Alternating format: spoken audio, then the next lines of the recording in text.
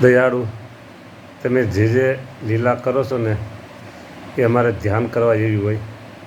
તમે જે લીલાનું આચરણ કરો એ ભક્ત માટે સારું જ હોય, અને તમે જે કરો છો એમાં તમને કાંઈ કહેવાનું હોય નહીં. પણ પ્રભુ, જો અત્યારે એક સખા ભાવથી, પછી અમે દાસભાવ કહેશું, પણ અત્યારે સખા ભાવથી પ્રભુ એક તમને ફરિયાદ કરવાનું મન થાય. તમે ક્યારેક પ્રભુ કંઈક ખોટું કરતા એવું લાગે કે નહીં? ના પ્રભુ, વાત એવી છે, તમે ક્યારેક ખોટું કરો એવું અમને એવું લાગે. પણ તમે સાચું કરતા છો, પણ અમને એવું લાગે છે. પણ હવે આ તો સખા ભાવે પ્રભુ આટલું કીધું છે, અને દાસ ભાવે પ્રભુ અમે તમારી આગળ હાથ જોડીને રહીએ. તમે જે કાંઈ લીલા કરો એ લીલાનો અમારે સ્વીકાર કરવાનો દઈએ પ્રભુ. લીલા એવી છે, તમને શણગાર ધારણ કરે ત્યારે વાત કરી હતી. લીલા તમે એવી કરી છે પ્રભુ, આમાં કેવું શું પ્રભુ એમ થાય છે. એવી તમે લીલા કરી છે દયાળુ. એક ગુલાબના ફૂલ જેવો મહારાજ કોમળ એવું ફૂલ, એવું એક કોમળ ફૂલ દયાળુ ઘનશ્યામભાઈનું ફૂલ તમે એના હાથમાંથી તમે લઈ લીધું મહારાજ. ઘનશ્યામભાઈ કથિરા ઘોબા ગામના અત્યારે સુરતમાં રહે છે દયાળુ. એનું એક નાનું બાળક, કેવું પ્રભુ સંસ્કારી બાળક, તમે બધી ખબર છે. નારાયણ મુનિદેવના દર્શન કરવા નોન સ્ટોપ 10 વર્ષ સુધીના દર્શન કર્યા હોય. ફરતી ધૂનમાં કોઈ દી એની ક્યારેય ગેરહાજરી ન હોય મહારાજ. એકાદશીના ઉપવાસ હોય, બીજા વ્રતો કર્યા હોય. આવા સંસ્કારી બાળકને અમારે જરૂર હતી એમ તમારે ત્યાં જરૂર છે, એટલે તમે એને લઈ લીધું હોય પ્રભુ. દયાળુ, એક વાત તમને યાદ કરાવું. આ મહેમદાવાદના બેચર ભટ્ટ, એમનો દીકરો હરિકૃષ્ણ, ઓહો હરિકૃષ્ણ એટલે સૂરજ ઉગા વગર જીએ તો હરિકૃષ્ણ મુકુંદ બ્રહ્મચારી પાસે રસોડામાં સેવા કર્યા વગર જીએ મહારાજ. એવો સંસ્કારી છોકરો હરિકૃષ્ણ. અને એક દિવસ તમે એને ધામમાં મૂકીવા, તમે હતા મહેમદાવાદ, એને ધામમાં મૂકીવા. મુકુંદ બ્રહ્મચારી કીધું આજ હરિકૃષ્ણ કેમ દેખાતો નથી? બ્રહ્મચારી કહે મહારાજ ખબર નહીં આજ કેમ દેખાતો નથી, કોઈ દી રહે નહીં મહારાજ. તમે એમ કીધું કે એને તો અમે ધામમાં મૂકીવા, અને બ્રહ્મચારીને આંચકો લાગ્યો પ્રભુ કે એને તમે ધામમાં મૂકીવા. ઓહો મહારાજ, બેચરભાઈ, એમના માતુશ્રી, એમને પ્રભુ કેવું દુઃખ થાય. જોકે તમે એને ધીરજનું બળ આપ્યું હતું, એટલે એમના માતુશ્રી અને બેચરભાઈ બધાએ ધીરજ ધરી શીખાતા. દયાળુ, એટલી વાત તમને કરીએ.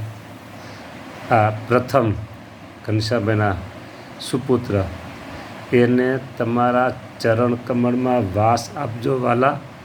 અને તમારી મૂર્તિનું જે આબથી ઊંચું દરિયાથી મોટું મહારાજ, તમારી મૂર્તિનું સુખ આબથી ઊંચું દરિયાથી મોટું, આવું સુખ પ્રભુ એને આપજો. નિજ સેવામાં રાખજો અને વાસ દેજો તમારા ચરણ કમળમાં પ્રભુ. આટલી વાત એ પ્રથમ માટે કરી. હવે એક વાત પ્રભુ, ઘનશ્યામભાઈને દુઃખ આવ્યું દયાળુ. પહેલે દિવસે મારી આંખમાં પણ આંસુ તમે લાવી દીધા હતા મહારાજ.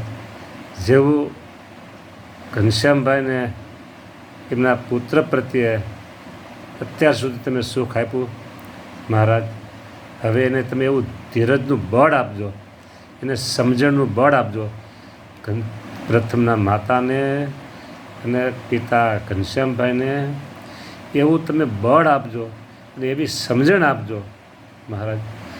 શુચિનામ શ્રીમતામ ગેહે યગ ભ્રષ્ટોપી જાયતે પ્રભુ વાલા.